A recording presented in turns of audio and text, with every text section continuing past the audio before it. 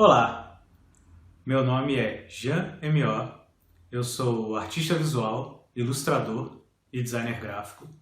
Trabalho há alguns anos utilizando a gravura em meios experimentais no meu processo poético e eu fui convidado para fazer esse vídeo no qual eu apresento os princípios básicos da gravura utilizando a matriz de acetato. Basicamente, a gravura é um processo de impressão no qual se transfere uma informação para um suporte e esse suporte replica essa informação para uma superfície. O suporte é denominado de matriz. Falando rapidamente sobre as matrizes, temos aqui alguns exemplos. Primeiro, a matriz em relevo, que aqui represento com um carimbo, que tem o mesmo sistema da xilogravura.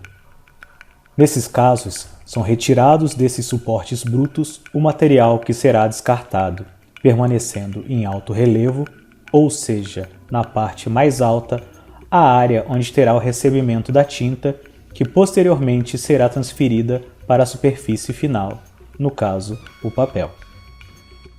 Temos agora dois exemplos de matrizes em entalhe. Na esquerda, uma matriz em metal e na direita, uma matriz em acetato. Percebam que os processos de gravação são similares, no qual, em ambas, a tinta ficará acumulada nas ranhuras, veios e sulcos da placa. Pode-se dizer que as vantagens da matriz em acetato primeiro se encontram no valor e na acessibilidade do material em comparação ao metal, e também que na matriz de acetato não é comum utilizar na sua gravação ácidos e outros químicos, sendo assim um procedimento menos agressivo. Como exemplo para minha gravura, resolvi criar uma imagem mais didática. Montei essa composição de modo a ilustrar algo muito importante ao se pensar numa matriz. Com exceção de alguns casos de matriz por permeação, como a serigrafia e o estêncil, na maioria das outras matrizes, o desenho ou texto a ser gravado deverá ser feito de maneira espelhada. Então aqui, se a imagem final que eu planejo simboliza a escrita mão, para isso eu vou fazer na matriz a figura espelhada.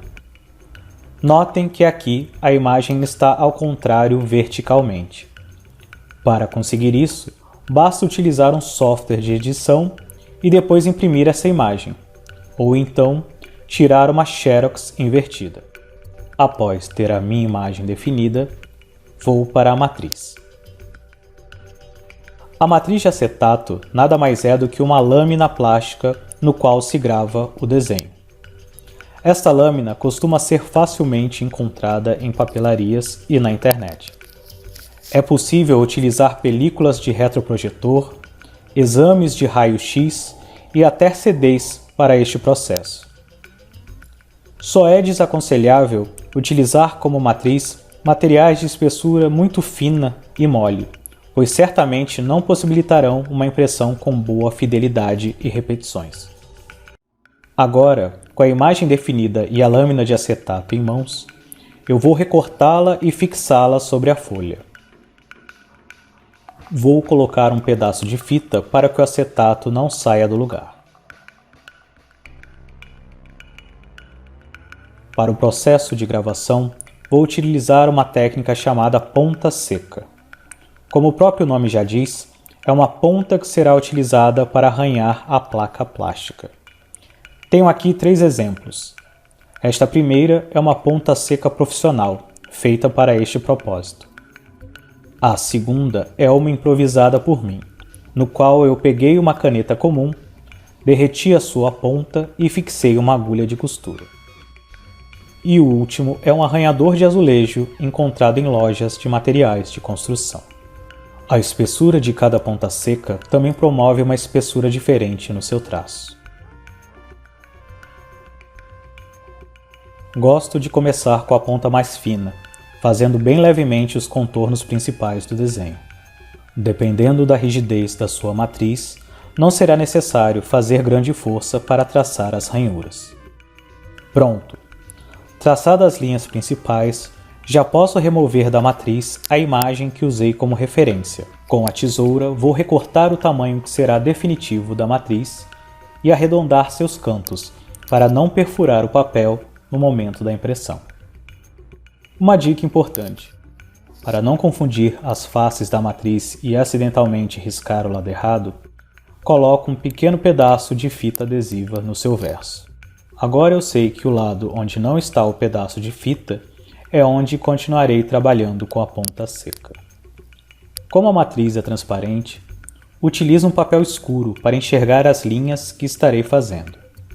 A partir daqui, começarei a detalhar o meu desenho, intercalando com as pontas secas. Com o desenho finalizado, vou mostrar uma técnica bastante interessante para a transferência de uma sutil textura para a sua matriz. Para isso, utilizarei uma lixa, destas encontradas em lojas de materiais de construção.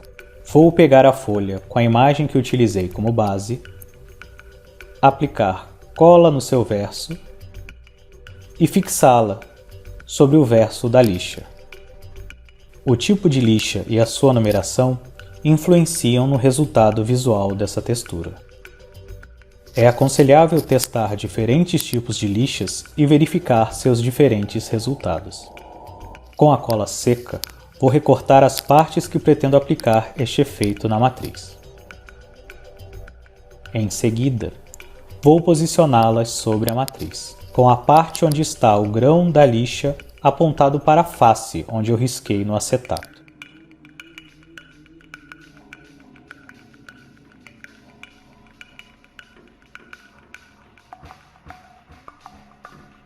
E agora a matriz já está pronta para ir para a prensa. Com a matriz e as lixas devidamente posicionadas sobre a prensa, farei uma primeira passagem sem tinta para transferir a textura da lixa para o acetato.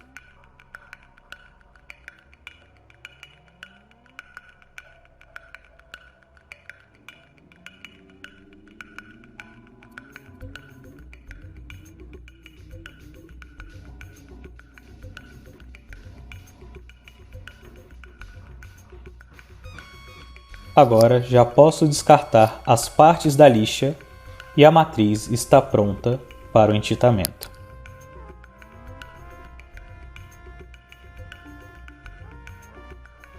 Primeiro, vou colocar numa bacia d'água as folhas que serão impressas às gravuras. O papel necessita estar ligeiramente amolecido, para no momento em que for prensado junto à matriz, a superfície da sua folha consiga penetrar os sulcos da placa onde estará depositada a tinta. Agora, vou entintar a matriz. Lembrando que neste processo de calcogravura, onde a matriz é em entalhe, o que importa é a tinta que ficará acumulada nas partes mais profundas da matriz. Ou seja, deve-se limpar toda a superfície de modo que não fique nenhum resíduo na parte mais alta. Com uma folha de papel fino, faço uma limpeza mais detalhada.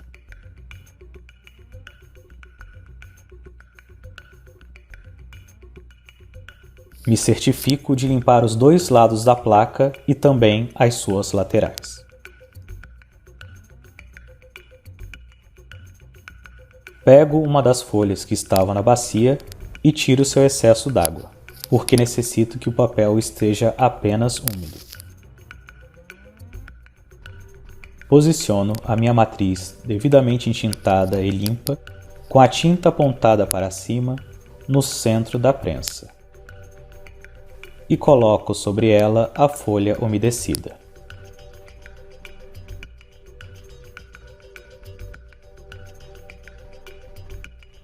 Faço a minha impressão.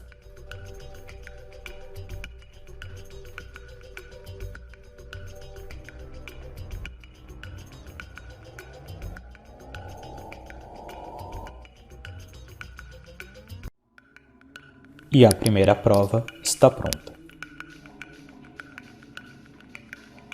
Com todas as impressões devidamente secas, vou para a assinatura e preenchimento da minha série. Essas informações garantem que cada exemplar terá um caráter único e individual. O preenchimento deve ser feito a lápis. Inicio primeiro na parte inferior central com o título do trabalho, que aqui é mão. No canto inferior direito irá a assinatura do artista. E no lado inferior esquerdo temos algumas possibilidades de preenchimento. Aqui colocarei o número de tiragem. Nesta série, eu imprimi 5 exemplares, sendo que esta gravura é a primeira de 5 cópias. Então, coloco aqui 1/5. Na próxima gravura será 2/5, na seguinte 3/5, até finalizar em 5/5.